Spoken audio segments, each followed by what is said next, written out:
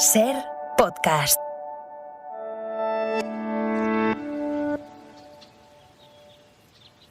La idea de cada jugador que jugaba aquellos años en Yugoslavia era pues intentar salir cuanto antes, ¿no? Pues por lo menos ir a otro país y dedicarte a lo que sabes hacer, es jugar el fútbol.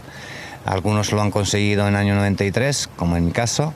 Algunos han tardado un año más, pero más o menos todos los que tenían un talento pues han salido de 93 a 95, digamos, ¿no? En este periodo.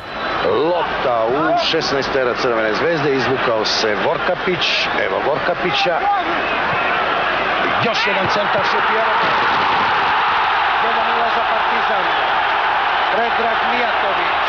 La historia que vamos a contar a continuación tiene que ver con el fútbol, pero también va de un grupo de jóvenes que se criaron en paz y en un país próspero. Un país que poco después, a principios de los años 90, saltó por los aires. Su talento con los pies les libró de vivir una guerra y les hizo multimillonarios. Pero en el fondo, muy en el fondo, eran refugiados. Estaban refugiados en el balón.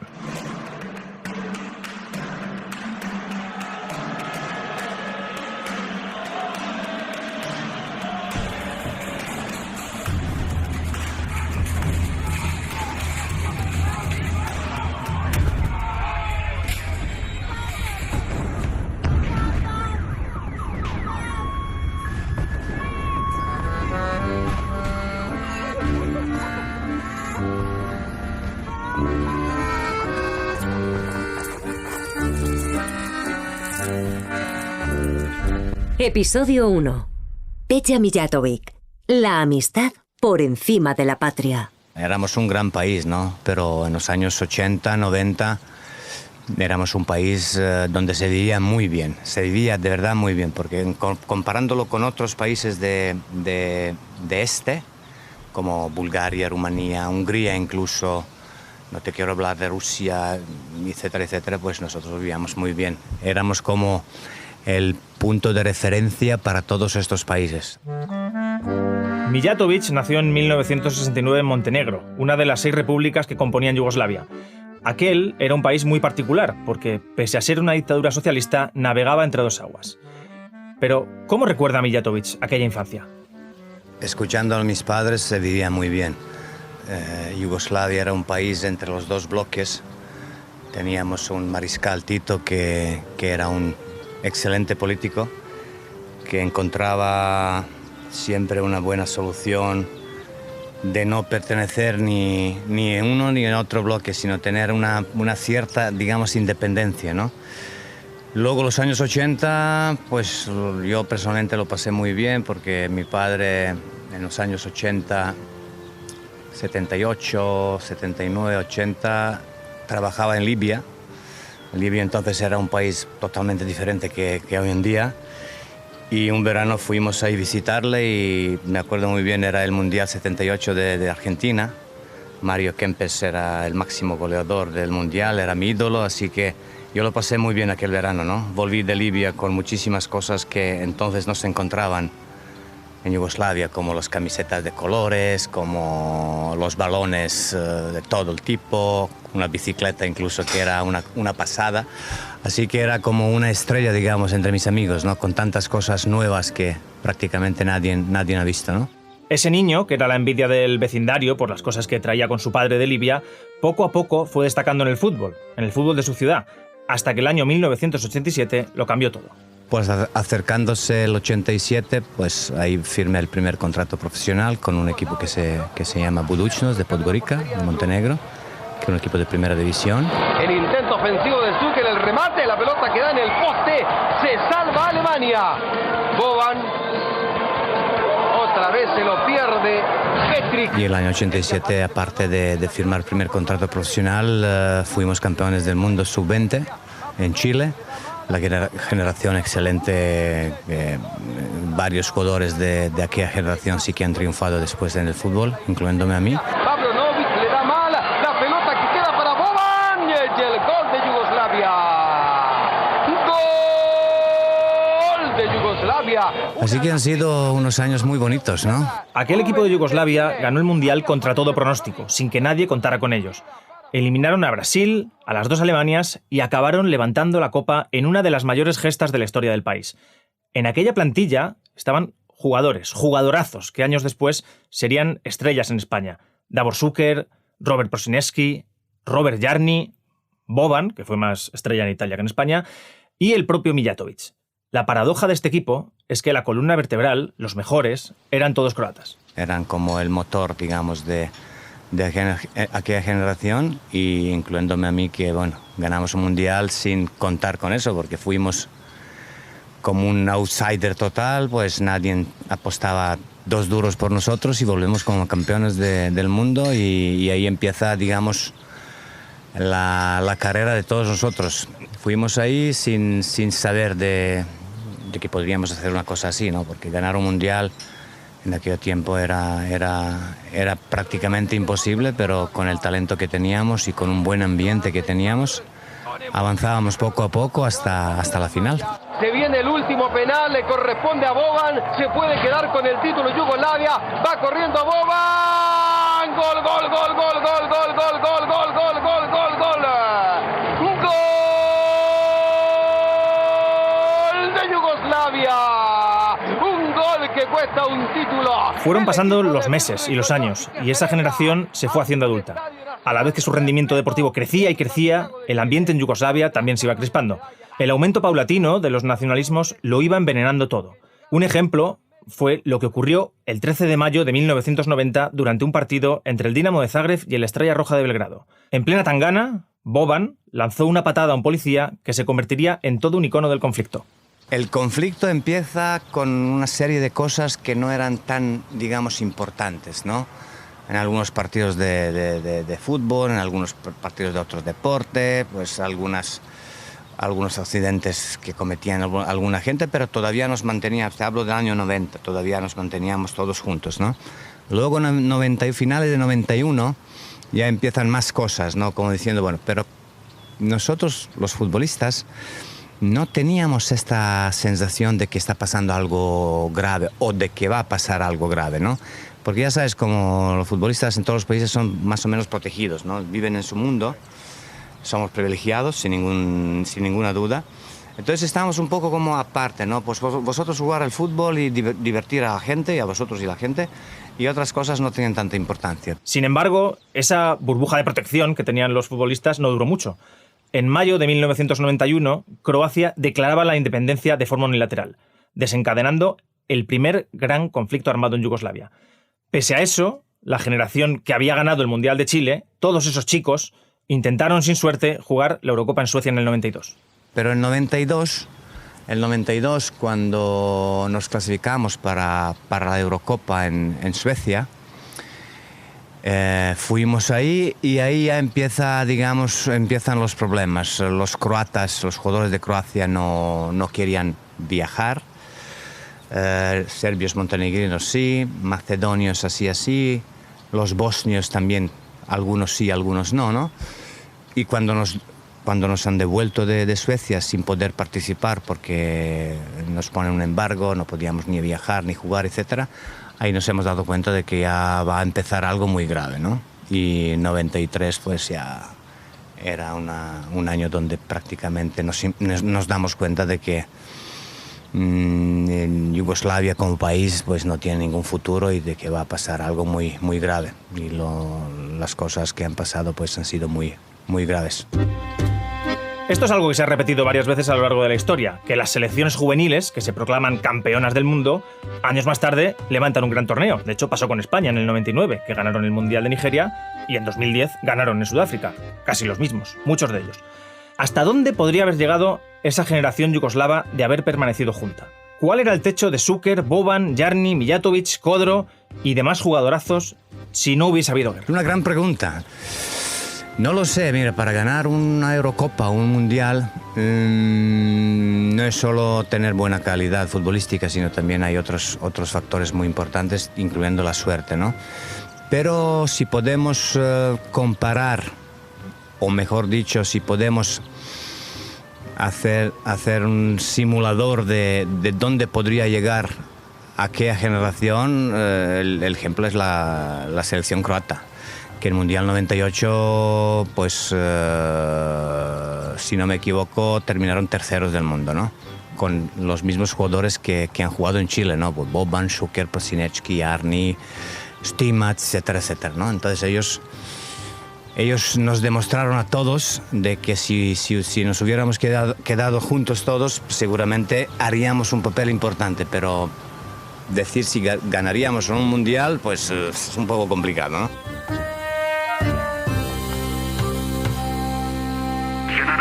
Al habla el general Mladic. No se asuste, ¿quién es usted? Vukasinovic. Disparen directamente contra los edificios de la presidencia y del Parlamento. Disparen, háganlo a intervalos, hasta que yo les ordene parar. En primavera del 92, Sarajevo ya estaba asediado. Disparen sobre los barrios de Velesici y Pofalici, que allí no hay muchos serbios. Y parte de Croacia y Bosnia se habían convertido en un campo de batalla en el que católicos, ortodoxos y musulmanes peleaban por cada palmo del terreno. Adelante con los disparos de artillería. No les dejen dormir, hasta que se vuelvan locos.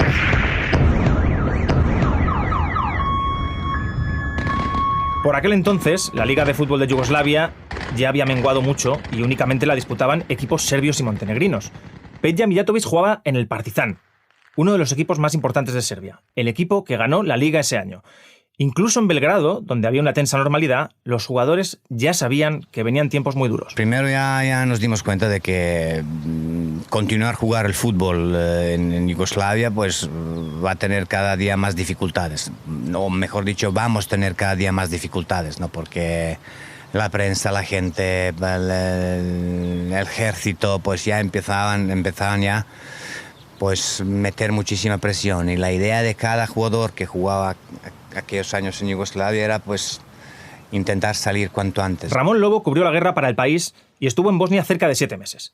Para entender la importancia del fútbol en los Balcanes hay que saber que hasta en la última trinchera de la guerra se hablaba de fútbol. Ahí se hablaba de fútbol, había gran simpatía y a mí, por ejemplo, el fútbol siempre me ha servido como un instrumento para solventar problemas en los controles militares o de distintos grupos armados. Simplemente tienes que tener cuidado que cuando llegabas a un control serbio, pues yo solía hablar de Antic, que en ese momento entrenaba al Atlético de Madrid, que lo recordas. Si llegabas a uno croata, pues hablas de Prosinečki. Y si llegabas a uno bosnio, pues hablabas de Kodro, por ejemplo, ¿no? Y eso te hacía romper un poco la tensión y llevarle todo a un terreno mucho más amigable para poder pasar el control, claro. Salida del vuelo Iberia 8063 con destino Madrid. De Valencia sabía poco, sabía solo que Mario Kempes era jugador de Valencia. Señores pasajeros, embarquen por la puerta número D65. Como mi ídolo, eso sí que me ha llamado mucha atención y dije, pues me voy a Valencia. Y menos mal. En junio de 1993, Pasieguito, un ojeador del Valencia, cierra el fichaje de Mijatović por el club Che. Pagó 300 millones de pesetas. Please, passengers proceed to gate number D65. Llegué en el año 93, pero como desde el año 92 Yugoslavia tenía embargo tanto político como económico como deportivo, y yo con el Partizan de Belgrado no pude jugar los partidos internacionales, con la selección no podíamos jugar los partidos internacionales, entonces yo era muy conocido en mi país, era capitán de Partizan de Belgrado, uno de los mejores jugadores en historia, etcétera, pero fuera de Yugoslavia prácticamente no me conocía nadie. Y me acuerdo muy bien, mi llegada en Valencia ha sido bastante traumática, ¿no? Positivamente hablando, que llegué en Valencia y no me conocía nadie, ¿no? Me conocían la gente del club porque me han visto jugar, pero los aficionados, etcétera. Entonces el primer contraste así fuerte ha sido, pues llegas aterrizas en Valencia y pues no hay nadie en el aeropuerto, no, pues ningún periodista, nadie, dices, bueno, pues a lo mejor no sabían cuándo llegaba, pero claro lo sabían, pero no tenías ninguna importancia, así ¿quién te va a esperar? A Mijatović no lo conocía ni la prensa, y no es una exageración. Me presentan y pues vienen muy pocos periodistas. Y primera pregunta en la rueda de prensa, ¿en qué posición juega usted? Digo, madre de Dios. Aunque no lo conoce casi nadie, Mijatović marca 3 goles en sus 2 primeros partidos con el Valencia y se convierte en la estrella del equipo. Els 3.000 incondicionals del València que necessita el camp. Precisamente estan per damunt on ara juga Mijatović. Mijatović que intentava mirar el baló. Gol de Mijatović. Marca el València. Valencia. Ese año marca 16 goles, pese a que el Valencia queda séptimo y fuera de Europa. Sin embargo, en el año 94 hay un partido inolvidable para Petja, justo uno en el que él no jugaba. Šuker, el centro chut de Šuker y el gol de Prosineski. Era muy fuerte el balón de Šuker cuando a los 7 minutos se adelanta Croacia por medio de Prosineski. El 23 de marzo del 94 se midieron en Valencia, España y Croacia. Croacia, un país que acababa de nacer, en un partido amistoso. Con Yugoslavia en plena guerra civil, Petja Mijatović, montenegrino e ídolo en Serbia, decide ir a Mestalla a saludar a los jugadores croatas, sus amigos. No era muy bien visto por parte de la gente de mi país. En el año 94 me acuerdo muy bien, yo estuve en Valencia y la selección croata jugaba un partido amistoso contra España en Valencia, entonces yo decidí visitar a los croatas en su hotel. Como puedes imaginar, ha habido muchísimas cámaras, eso se ha transmitido en mi país, entonces ya tenía ahí bastantes problemas, ¿no? Como diciendo, pues este es un traidor, cómo puede visitar a los enemigos, etcétera. Pero yo nunca consideraba a los amigos míos que jugamos juntos hace unos años antes, pues como mis enemigos, todo lo contrario, mis amigos, y hoy en día pues tengo muchísima relación con todos ellos. Šuker, Jarni, Prosineski, Stimac, Pavlicic, todos ellos jugaron con Mijatović en Chile, en el 87. Petja lo tenía claro, entre amistad y patriotismo, se quedaba con sus amigos. Siempre era mi idea, ¿no? Porque yo siempre odiaba, no puedo decir odiaba, sino siempre me caían mal las personas que quieren a través del tema político, a través de un odio, demostrar su patriotismo, ¿no? Entonces yo tenía otra filosofía, ¿no? Mantener mi relación, mi respeto, porque me importaba solo la relación que ellos tenían conmigo, y luego pues un deportista, en mi caso, yo no tenía que demostrar ningún patriotismo excesivo, como diciendo, bueno, yo soy un héroe nacional. Pues no, héroe nacional eres porque eres futbolista y le puedes dar mucha alegría a tu gente. Los políticos se tienen que dedicar a política, los deportistas al deporte y otros a otra cosa, ¿no? El centro de Mornar y el segundo gol que acaba de marcar Šuker. Parecía que no tenía espacio, pero Šuker a los 6 minutos del segundo tiempo ha marcado el 2-0. Por cierto, que Croacia le ganó 0-2 a España aquel día. Pasaban los días, los meses, y Mijatović cada vez era más querido en Valencia. Sin embargo, de reojo miraba su país, a lo que quedaba de él. Teléfono fijo, pues llamar a casa, pues informarte un poquito, llamar a tus amigos, informarte un poquito con lo que está pasando, pues de los periodistas también te llamaban a hacer una entrevista, luego te contaban las cosas. Pero bueno, sufrías un poco con todo lo que estaba pasando, ya imaginabas el sufrimiento que tenía la gente ahí, pero luego también por una parte contento de estar fuera de todo este lío, ¿no? Y como diciendo, yo me decía a mí mismo, pues tienes que jugar muy bien, macho, porque si no, si vuelves ahí en tu país, pues ya lo vas a pasar mal, ¿no? Así que eso también me motivaba para seguir trabajando bien y jugando bien sobre todo, para tener más posibilidades de quedarme, ¿no? El 8 del Valencia tenía una situación difícil de asimilar. Mestalla gritaba su nombre cada domingo con más fuerza, pero su mente, de vez en cuando viajaba a casa.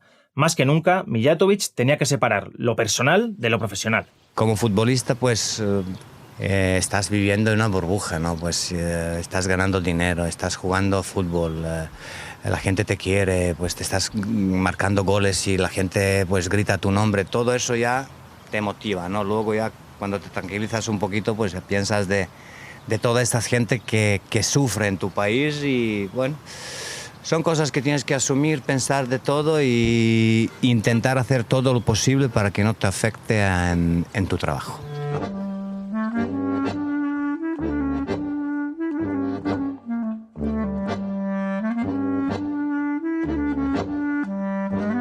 El Valencia tiene un potencial de una hinchada tan impresionante que si hacemos bien las cosas y si el Consejo de Administración sabe hacer las cosas, yo creo que debe estar entre los 4 o 5 equipos que luchen por la Liga todos los años. En verano de 1995 ocurre algo que lo cambia todo en la carrera de Petja.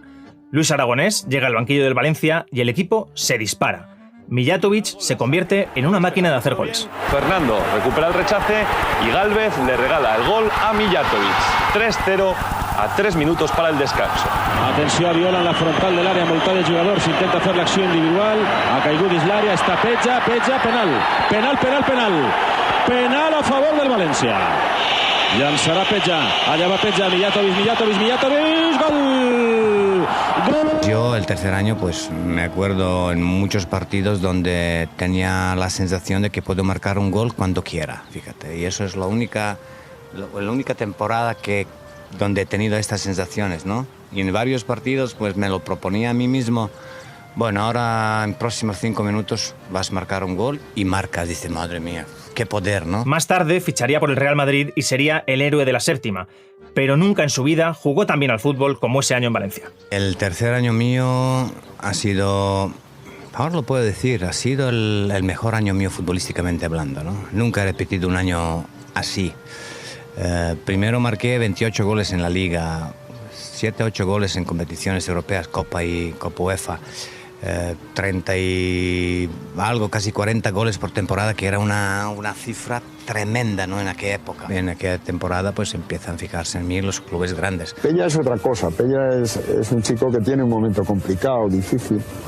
Lo único que le pedimos fue profesionalidad y la profesionalidad de él es de un 12, ¿no? De 1 a 10, 12. Aquella temporada 95-96, Mijatovic metió 34 goles en todas las competiciones, unos registros impropios para aquella época. En paralelo a su gran temporada, en los Balcanes se negociaba una paz que parecía imposible. Croatas, serbios y bosniacos, los musulmanes, pasaron 3 semanas negociando en la base aérea de Dayton, en Ohio, hasta llegar a un acuerdo por el cual Serbia, Croacia y Bosnia se reconocían entre sí como países independientes, respetando sus respectivas fronteras. En nombre de la Unión Europea, deseo expresarles la viva emoción que conlleva participar en el acto de firma del acuerdo de paz rubricado en Dayton. El 15 de diciembre se firmaron los acuerdos en París, coincidiendo con la presidencia española de la Unión Europea. Un acuerdo que debe sellar el fin de una dramática guerra en suelo europeo y abrir paso a un futuro de esperanza que siempre acompaña a la paz.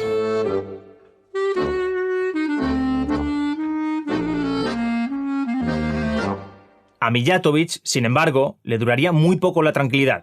El fútbol le depararía un giro muy grande. ¡La magia! ¡Peja Mijatovic! Su fichaje por el Madrid despertó una gran polémica en Valencia y hubo gente que jamás se lo perdonó. Mijatovic aterrizó en el Bernabéu en el verano del 96. Jesús Gallego era el periodista de la SER que seguía al Madrid a todas partes. Se encontró a una persona extrañamente accesible. Petja era un tío muy normal para ser el futbolista mediático y famoso que era. Yo, que entonces viajaba con ellos semanalmente e iba cada día a la ciudad deportiva, llegué a tener una relación con Petja pues muy cercana, y eso que, como te digo, él ya era un figurón. Yo creo que fue la última generación de futbolistas de un éxito tremendo deportivo que todavía eran cercanos en el trato con los periodistas. Petja tenía un plan, triunfar en el Madrid. Pero antes tenía otra cita importante, reencontrarse con uno de sus mejores amigos. Uno al que había conocido una década antes siendo casi un niño, Davor Šuker. Muy amigo mío. Y antes, y durante, y ahora. Muy bien, él llegó un año antes que yo. Él llegó, si no me equivoco, en el año 92 en Sevilla. Yo llegué en 93. Entonces ya manteníamos amistad, aunque no hemos podido hablar, porque claro, entonces no existía este tipo de comunicación como hoy en día. Pero cuando nos encontrábamos en los partidos y tal, pues mucha amistad, mucha energía positiva. Y nunca hemos hablado de guerra, de tal, porque no nos interesaba. Davor es una persona muy alegre, una persona que siempre sonríe, lleno de una energía positiva, contaminante, diría yo. Y pues con las personas como Davor pues no es nada difícil llevarse bien. Jesús Gallego recuerda que a aquel equipo se le conocía como la quinta de los Ferraris. La prensa viajaba con el equipo y en asientos no numerados. Te podía tocar cualquier asiento, con cualquier jugador al lado. Salvo 2. Había 2 personas que siempre iban juntas. Davor Šuker y Petja Mijatovic. Era una pareja indisoluble. Y se sentaban juntos en el avión, siempre. Siempre eran muy bromistas. Yo recuerdo siempre en las jardineras de estas que te llevan al al avión, que siempre estaban ahí esperando el equipo y los enviados especiales llegábamos tarde y demás, porque entonces viajábamos en el mismo avión que los jugadores y entonces había vuelos en los que no tenías asignado un asiento. Entonces era entrar a voleo y te podía tocar sentarte con Capello, que a mí me tocó un día sentarme con Capello y ahí hablando de Capello, de viajes por el mundo. Y entonces siempre ellos iban juntos y Gallego, no te metas aquí que me voy a sentar con Davor y tal.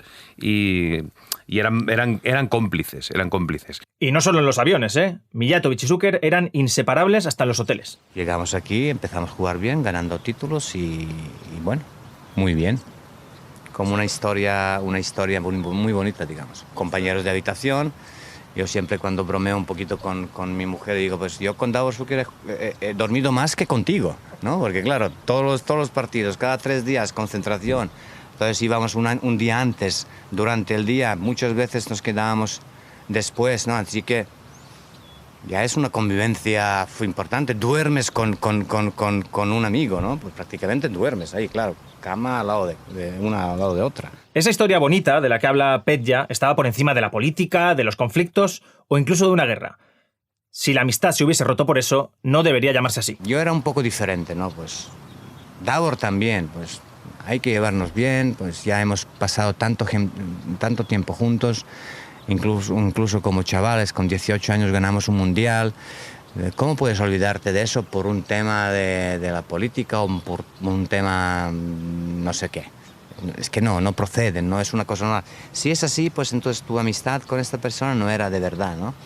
Y Davor en este caso, luego Jarni también, que ha llegado un año después, pues éramos amigos, compartíamos tiempo juntos.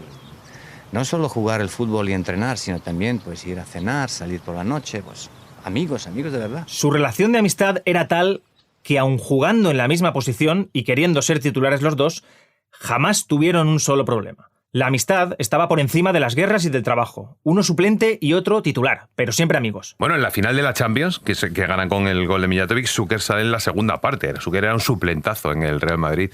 Y a pesar de que Mijatovic era el titular, era el estrellón y tal, ahí no hubo ni un recelo ni absolutamente nada, porque eran hermanísimos, ¿sabes? Eso no... Davor tenía su calidad, como siempre decía, yo tengo mi calidad. Davor, tú tienes tu calidad, y le vaciaba a Petja, pero ellos eran... Bueno, me consta que luego se apoyaban mucho. Mijatovic durante su etapa en el Madrid tuvo un episodio, uno de sus hijos nació con problemas, tuvo una separación porque a la madre le afectó todo eso, y Petja estuvo sufriendo una historia personal durante mucho tiempo y Davor era su amigo del alma y le apoyaba en eso tremendamente. Panucci junto a la línea de fondo, puede centra el balón, viene muy pasado, Raúl, no llegó Raúl, viene a Carlos. El balón queda muerto. Mijatovic chuta su gol. El mejor momento de Mijatovic en el Real Madrid lo conocemos todos. Una jugada suya en la final de la Copa de Europa del 98 devolvió al club blanco a lo más alto del fútbol europeo 32 años después. Sin embargo, en el que estaba siendo su mejor momento, ocurrió algo con lo que Mijatovic no contaba. Una cosa que siempre nos vacilaban mucho Šuker y Mijatovic es que los enviados especiales, entonces teníamos los móviles que llevábamos, eran estos teléfonos móviles que eran un zapatófono que pesaba no sé qué, y los últimos modelos de teléfono pequeño móvil que había en el mercado siempre los llevaban Šuker y Mijatovic, y entonces decían, mira esto es lo que tengo yo, chico. Gallego, ¿has visto esto? Última tecnología. Mira cómo pesa, pero por favor, llama desde aquí a la radio, hacemos entrevistas desde aquí, y siempre nos reíamos mucho con Šuker y Mijatovic, que estaban a la última en la telefonía. El 24 de marzo del 99, ese móvil moderno, de última generación, del que tanto fardaba Petja, trajo muy malas noticias para él. Esta vez sí, le afectarían mucho en lo futbolístico.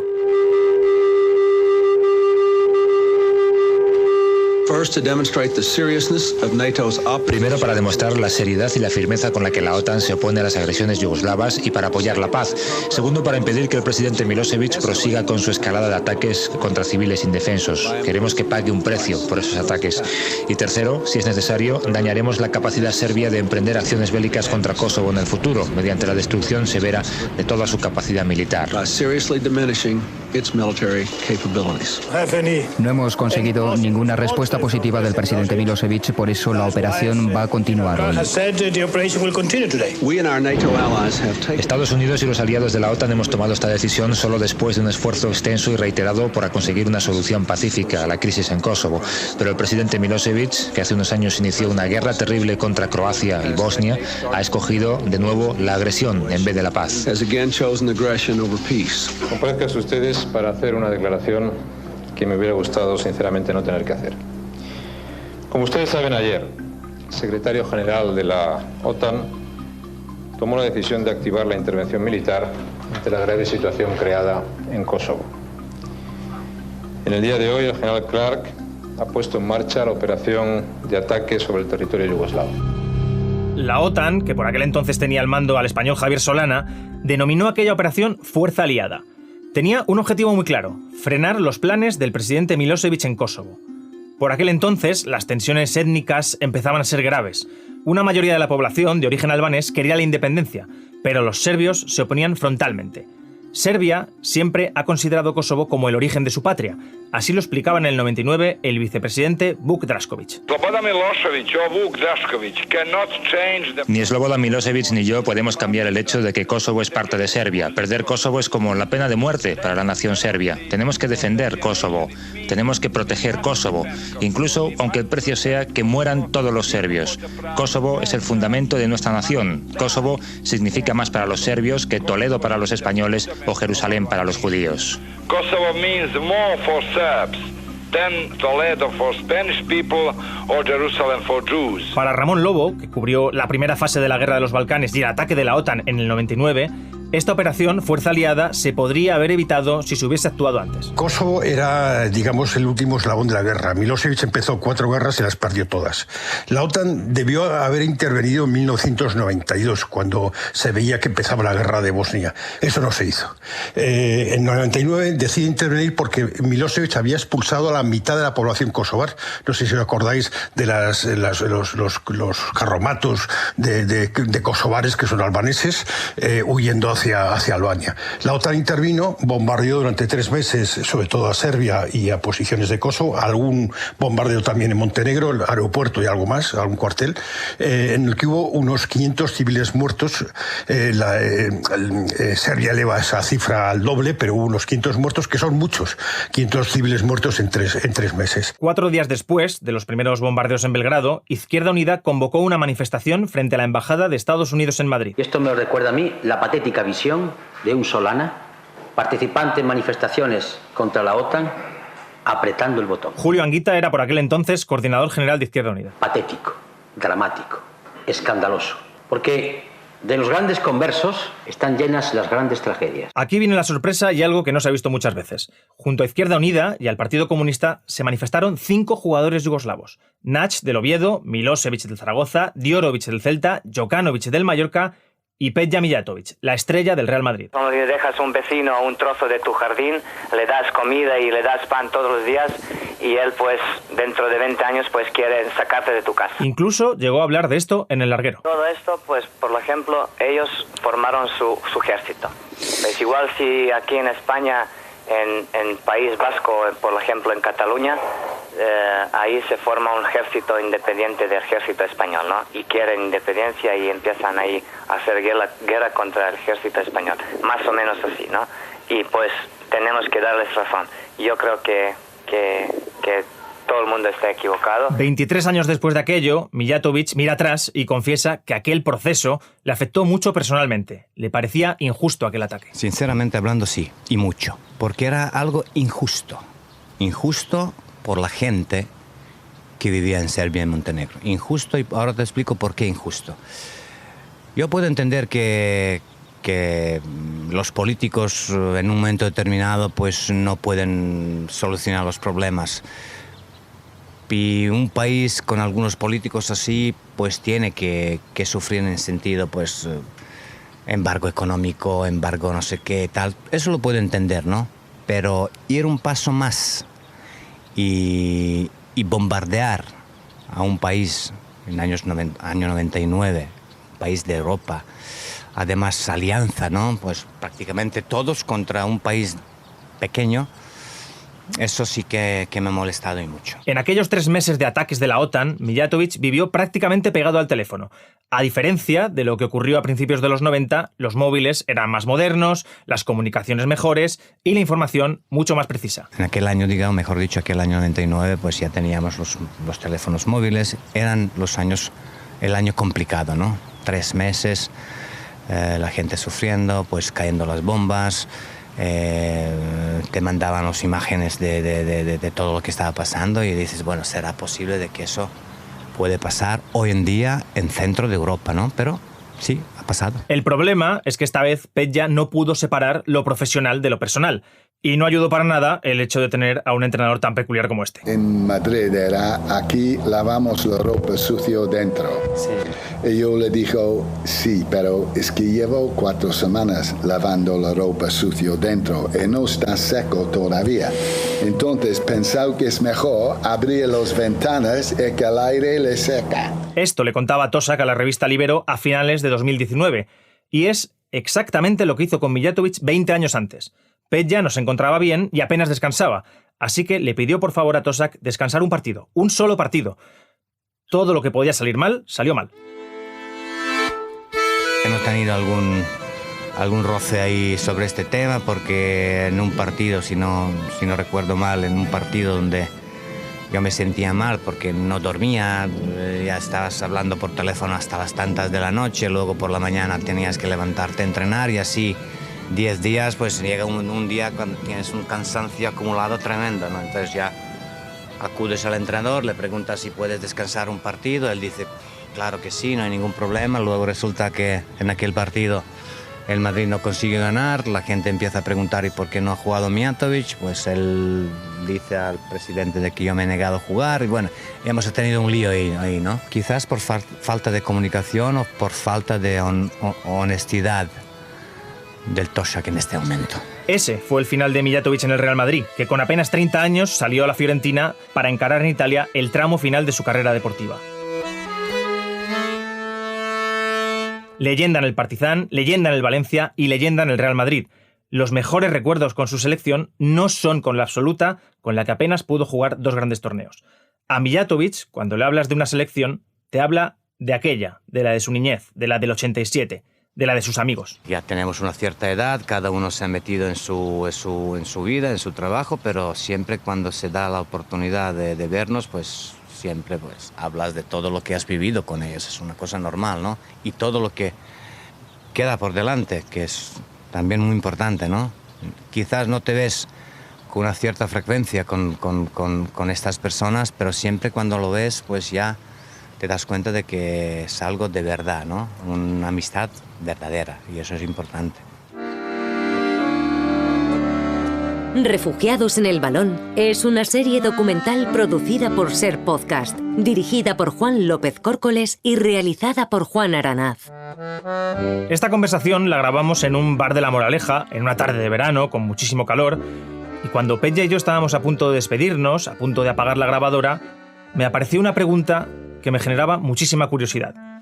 Mijatović nació en Yugoslavia, luego fue ciudadano de Serbia y Montenegro, y desde 2006, su país, Montenegro, es independiente. Además, desde hace unos años tiene pasaporte español. Así que le hice la pregunta del millón. ¿Con qué nacionalidad de todas las que has tenido te sientes más a gusto? Mira, en fondo, con lo mucho que ahora puedo tener nacionalidad española y vivo en este país desde hace mucho tiempo y amo este país y yo creo que es el país donde mejor se vive con diferencia en todo el mundo, pero en fondo yo soy todavía yugoslavo, ¿no? Aunque el país no existe. Porque yo soy montenegrino, nací en Montenegro. Montenegro es un país independiente, igual como hay muchísimos compañeros míos que son serbios, que han nacido en Serbia, pero nosotros sí que hemos vivido aquel gran país que se llamaba Yugoslavia, ¿no? Nuestra infancia era esta, ¿no? Y ahora si me preguntas, ok, soy montenegrino, español y tal, pero en fondo una parte de mí todavía es de Yugoslavia, ¿no? Mis amigos croatas, amigos bosnios, macedonios, eslovenos, no hay ningún problema, no somos políticos, hemos tenido esta suerte y esta oportunidad de salir de jóvenes fuera de nuestro país donde nos hemos integrado muy bien a otros. Así que, ¿para qué tenemos que forzar ahora un patriotismo, ¿no? Montenegro, Serbia o no sé qué?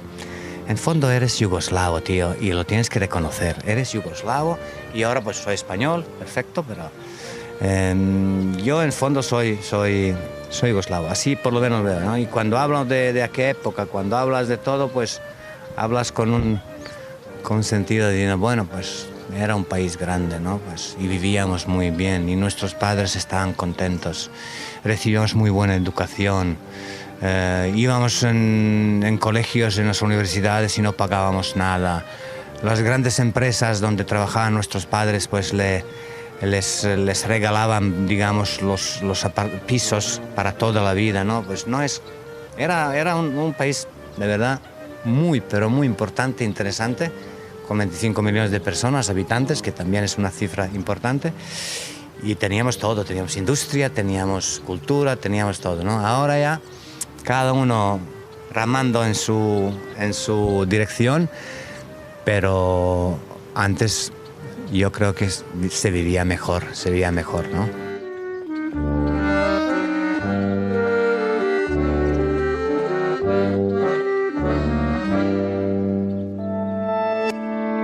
Cadena SER. La radio.